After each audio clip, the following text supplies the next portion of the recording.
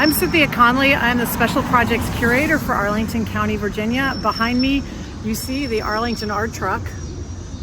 The Arlington Art Truck is a curated mobile toolbox for artists and residents to engage the public from April to October in interactive art projects designed specifically for Arlington residents. You will find the truck at farmers markets and festivals here in Arlington. The artists and staff are always present, so you can ask them directly about the project you see, which could be an interactive sound sculpture, to learning about our native plant species through a watercolor project, all designed by both the artist and I in a collaboration to support a message from a community partner, usually an Arlington County office or nonprofit. This summer, Greetings from Our Microbiome by Arlington artist Shelley Smith was moved online as a social media project where you were able to request postcard packet illustrated by Shelley showing cartouche of biological creatures from 5 of our waterways in Arlington. The Office of Sustainability and Environmental Management is our community partner for this project, and each postcard contains a tip on how we can do our part on a daily basis to protect our waterways. We hope the Arlington Art Truck might get out onto the streets in the fall, bringing a special project you can take home and make yourself called Flight by artist Greg Stewart. Find the Arlington Art Truck on Instagram at Art Truck Arlington, or the Arlington Arts Instagram at Arl Arts, or check us out at arlingtonarts.org. Thanks a lot, and here's Shelley Smith. Hello, everybody. Welcome to the Science Sketch Along. I'm Shelley Smith, and I am the summer 2020 June and July Arlington Art Truck Artist in Residence.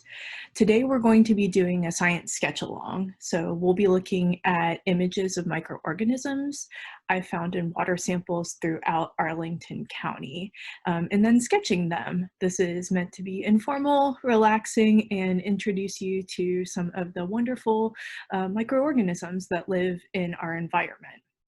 So make sure to have your favorite art supplies on hand and paper, whatever you'd like to use.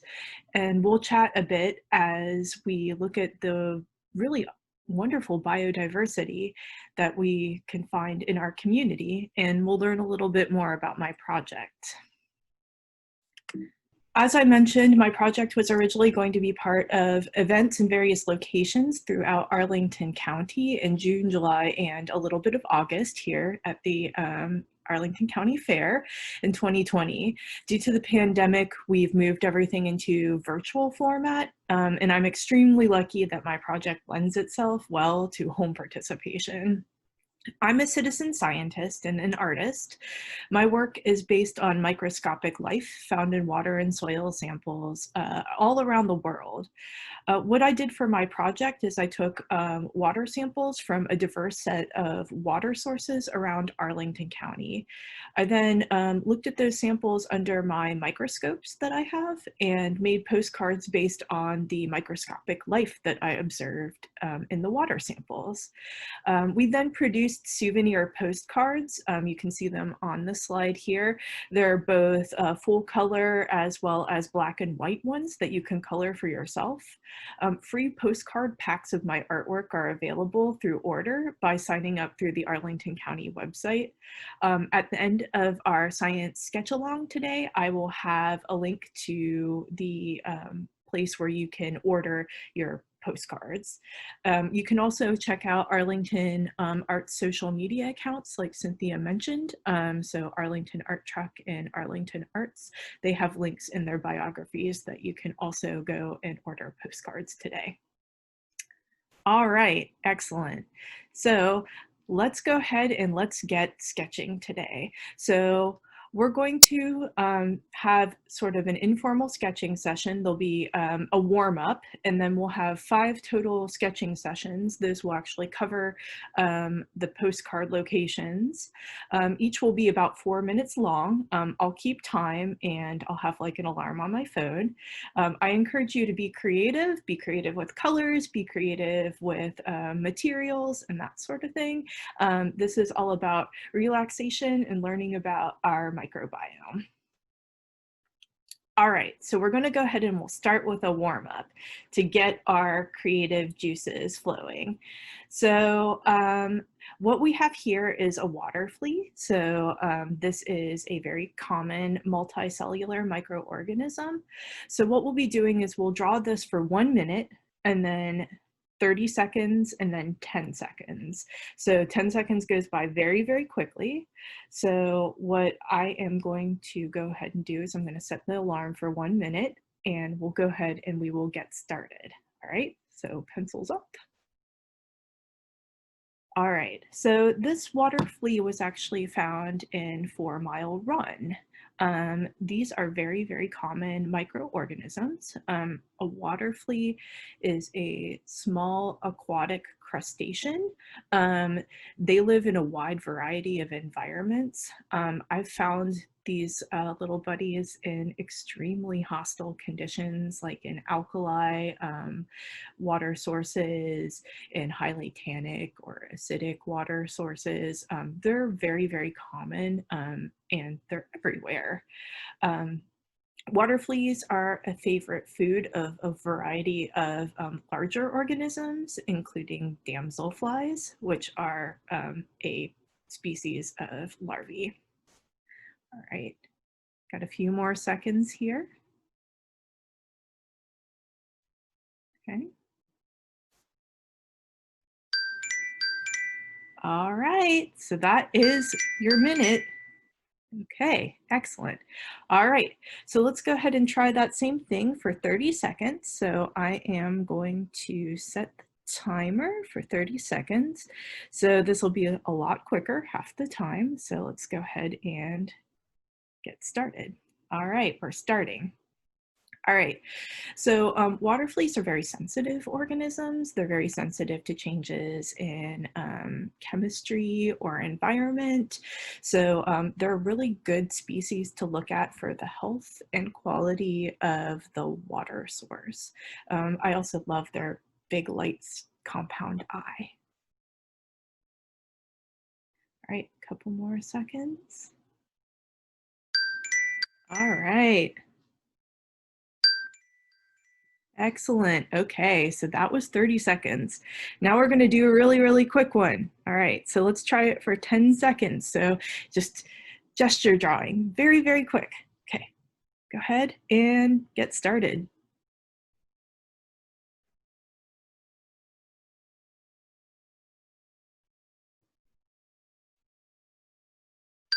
Oh my gosh, it's already done.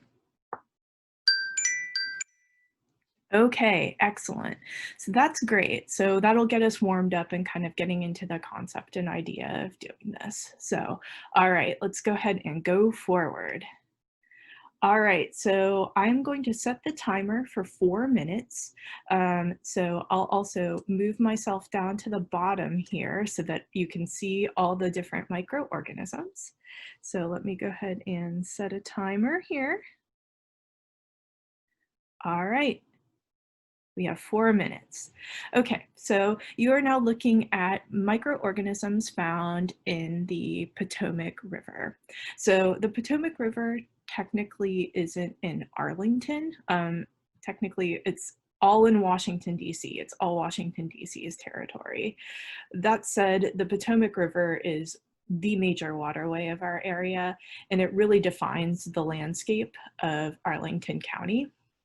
One of the central ideas of my project is to illustrate a wide variety of waterways and how they kind of define the natural landscapes here in Arlington.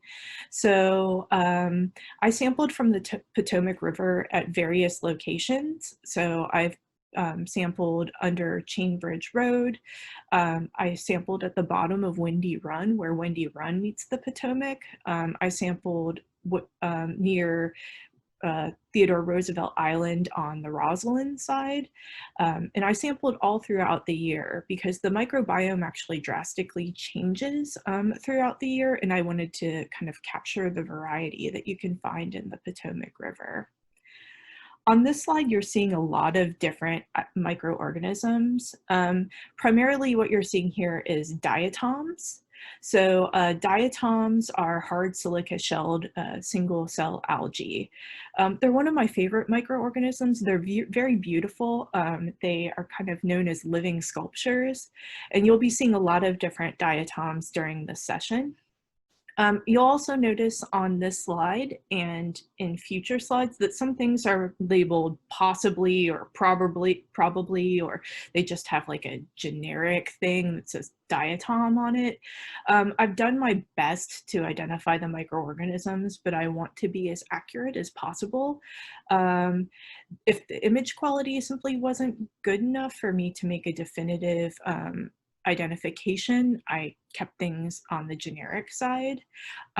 Also, a lot of diatoms can look very, very similar, so especially specific species. So if you have any identifications or guesses while we are doing this session today, I would love to hear them or put them in the comments or that sort of thing. I've pretty much only identified what I'm super confident in. So you'll also notice on this slide that diatoms have this sort of yellow color to them. That is the chemistry inside the diatom of the photosynthesizing chemicals. Diatoms are algae. They photosynthesize just like plants on the land, like trees and grass and that sort of thing. Sometimes diatoms are bright green, some are red, some are blue, and a lot of them are golden colored. So it just really depends on the specific chemistry of the diatom as well as environmental conditions. So yeah, you can see that there's a wide variety of things. The ciliated protozoan, I'm not exactly sure which one it is, but I think that there are just a lot of different beautiful shapes here. The one that is up here that is kind of looking like it has tapered ends. I think that might be a Fragillaria. That's what I've seen others in the samples. So yeah. All right. Almost ready. All right. That is 4 minutes. Excellent. Okay, go ahead and kind of finish up your sketch. We'll go ahead and go to the next slide here. All right, so I'll go ahead and I'll move myself back up. I'll be moving around. All right, so I'm going to go ahead and start the timer again for 4 minutes. So let's go. All right, so now what you are seeing is microorganisms found in Barcroft Bog. Barcroft Bog is a really special place. It is what is called a magnolia bog. Magnolia bogs are defined by the presence of Magnolia virginiana, which is a sweet bay or swamp magnolia tree. That's the common name of it. They're native to this part of the world. There are actually less than 24 of these bogs left in the entire world. They're almost exclusively found in the mid-Atlantic region right here, most being in DC, Southern Maryland, and Northern Virginia. These are particularly prevalent along kind of the drainage basin in Arlington and Alexandria. This particular bog is located in a secluded area of Barcroft Park. There are many plants in Barcroft Bog that are only found in Barcroft Bog. They are not found anywhere else aside from similar magnolia bogs and are really, really unique to Arlington County. Barcroft Bog is actually a system of waterways. It's created by from seeps, springs, temporary pools, tiny creeks, and drainage from the surrounding communities. Waldo McAtee, he was a prolific ecologist who studied habitats, first described these as white sand and gravel bogs as part of the US Geological Survey in the late 1910s. These areas used to be very common in Arlington and Alexandria, but have greatly diminished due to development as well as population growth. Barcroft Bog was actually rediscovered in 2003 by I forget actually who discovered it specifically, but the Arlington Parks Department has restored this habitat that we have today. I believe all of the diatoms that we're seeing here are probably some various species of Pinnallaria, although, as I've mentioned before, in the interest of accuracy, I've only labeled the ones I'm confident in identifying. Pinnallaria are primarily found in freshwater environments.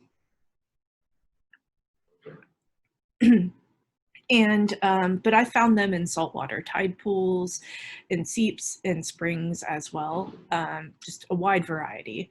Pinnallaria are some of the most common and widely distributed diatom types, and they even live in soil. So I thought that was very, very cool. What's really interesting about Pinnallaria is that they store energy as like fats. You'll be able to see in further slides Pinnallaria that have like really big like lipid deposits in them. You can see the sort of bubbles in their shells sometimes, and those are stored fats. The diatom in the right here, so like in this area, kind of the upper right of the screen, has like the little globules in it, and I think that that's like a really good example of showing how the fats are stored. So there are a lot of different Pinnallaria types found in this bog. Of all of my sampling locations, Barcroft Bog was the most consistent over time. I wonder if it's because of how unique the ecosystem is, or how kind of, if there are other factors. So, all right, we're almost ready.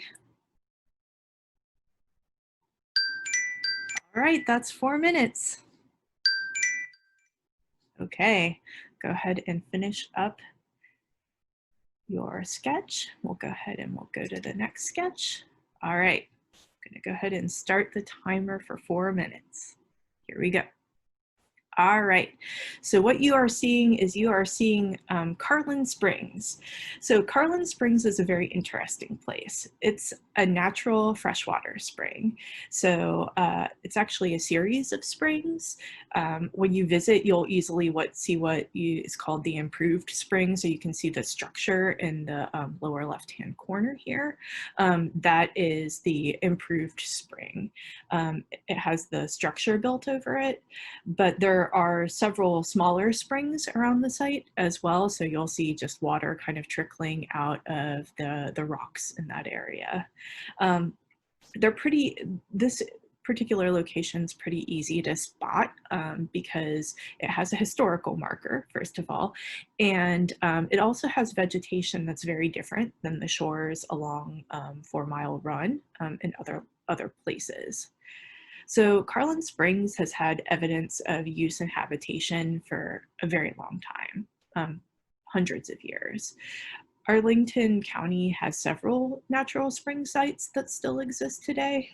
Many of them have long historical usage associated with them, such as the first peoples or homesteads of the first settlers in the area. Carlin Springs in particular used to be a rather extensive resort. So it was a big resort. It had a dance hall, it had a restaurant, it had a swimming hole, it had an ice cream parlor, it had a pavilion. It also had a train line from neighboring communities that ran directly there. So it was kind of this fancy resort space. As we all know, DC summers are notoriously hot and humid, and we're in the middle of one right now. And Arlington, especially before it was extensively developed, had provided locations from folks in Alexandria to escape kind of the low-lying areas and the heat associated there. There's a road called Vacation Lane here in Arlington, and it's in the sort of Cherrydale, Donaldson Run neighborhood, and it kind of speaks to the history of folks kind of, using like Arlington as an escape from other locations.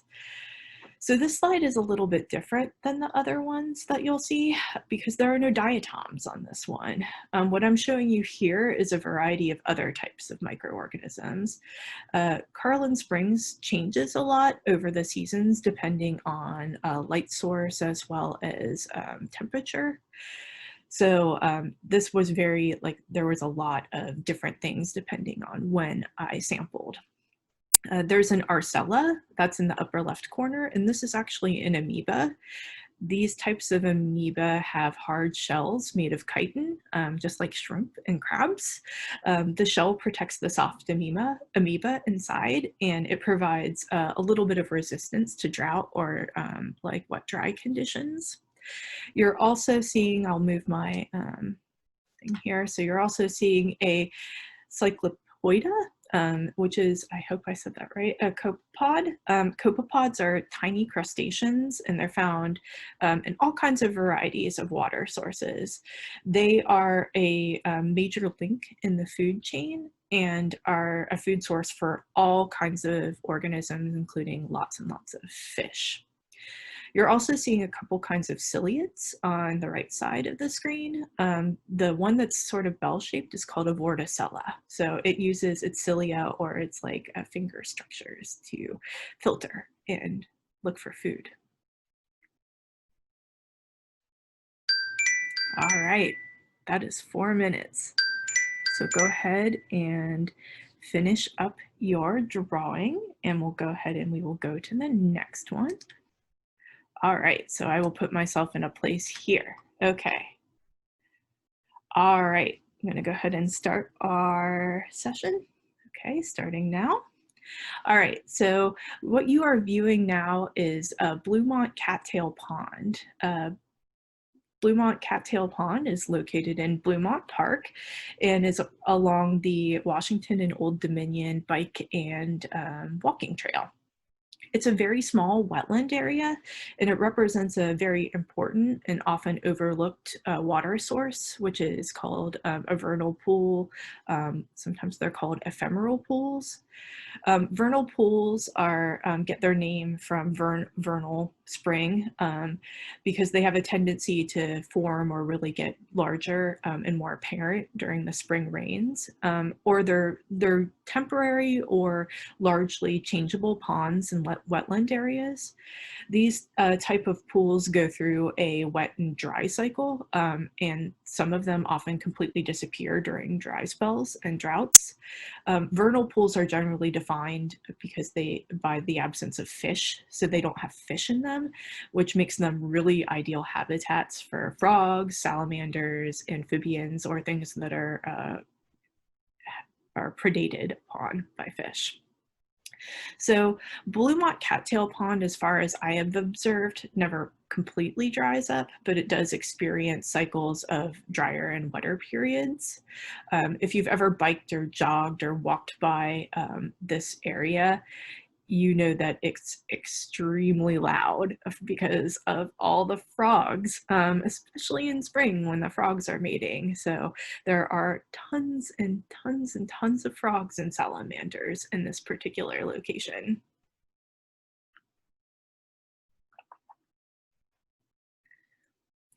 So this kind of wetland area that has like a sort of cycled nature to it, cyclical nature to it, is very common to Arlington County.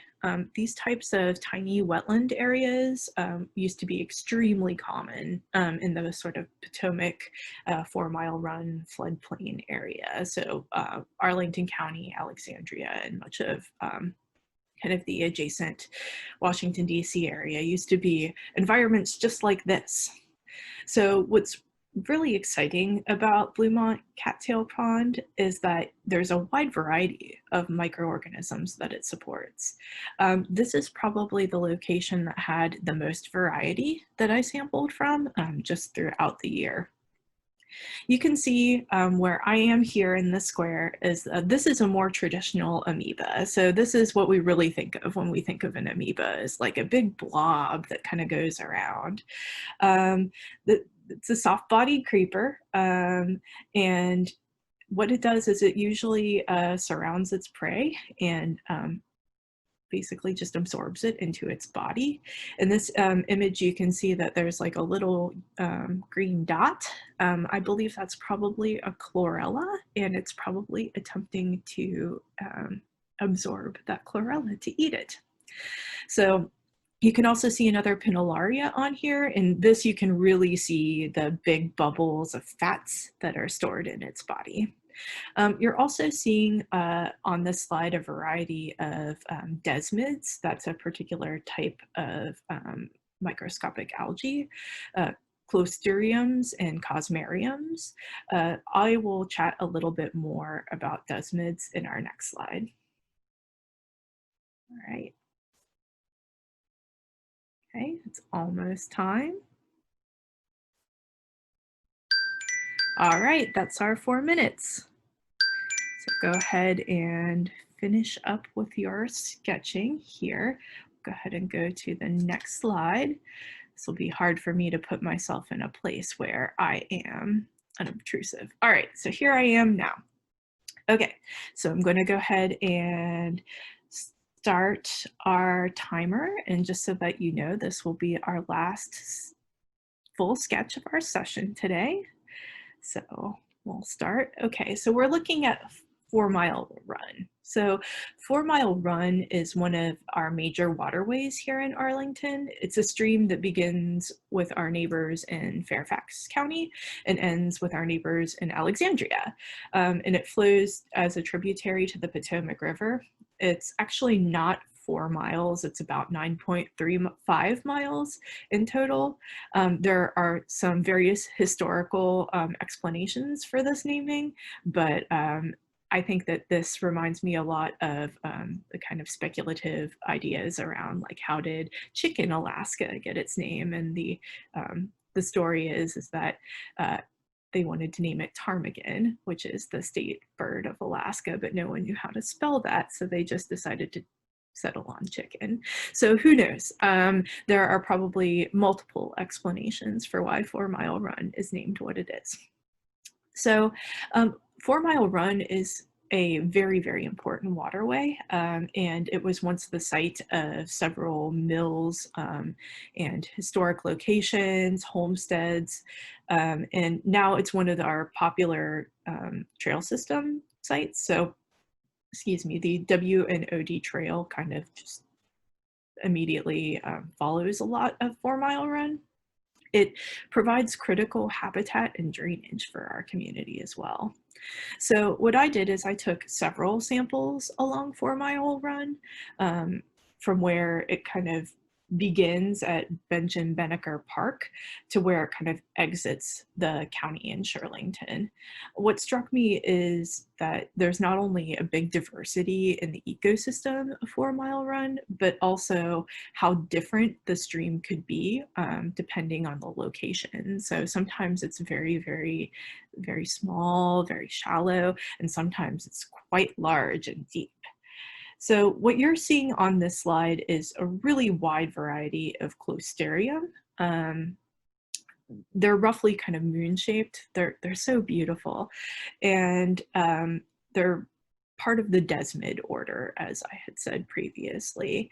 Desmids are primarily found in freshwater, but they can be found elsewhere.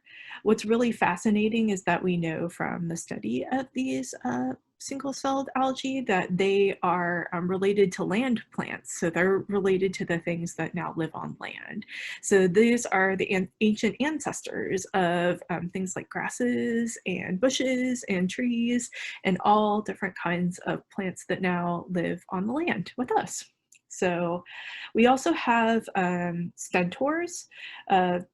Stentors are trumpet-shaped single-celled organisms that filter feed. They can actually be up to 2 millimeters long, and they're amongst the largest single-celled organisms available on Earth. So you can sometimes see a stentor with your naked eye or with a magnifying glass, which I think is pretty cool. Stentors will occasionally secrete a shell. It's called a lorica, I believe that's how you say it. And you can see that clearly here. We also have a possible heliozoan. These are known as sun animalcules, which I think is a cute name for them. That is just a general term for things that are shaped kind of sunshine-like, although what we now know is heliozoans are actually a very wide variety of organisms that aren't very well related to each other. All right, so we are almost done with our sketch here. All right, that is 4 minutes. Okay, excellent. All right, so I will go ahead and move myself up here to my location. So thank you for joining us for scientific sketching today. There's also some resources I wanted to provide you if you wanted to get involved or wanted to know more about the scientific art, citizen science, that kind of thing. All right, so first of all, Arlington County has some wonderful programs that you can be a part of. So Arlington has a stream monitoring program, as well as stream cleanups and a Virginia Master Naturalist program. So these are all volunteer programs. I have actually been a stream monitor, and it's a lot of fun. We do macroinvertebrate counts, so that means you can actually, macroinvertebrates are things you can actually see with your eyes, as well as E. coli testing for the various waterways and salinity testing in the winter. So I highly recommend getting involved, checking it out, adopting a stream, doing stream cleanup, all of those kinds of cool things. All right, and as I mentioned, I'll go ahead and move myself down here. You can also color your own postcards. So you can order postcards from my project and color them yourself. Each one of them has an environmental message on the back that encourages folks to do some really good practices that can protect our waterways. So here, without further ado, is how you order your free postcard pack. So this is while supplies last. We've had hundreds of orders so far, so I encourage you to go and order yours if you want them as soon as possible.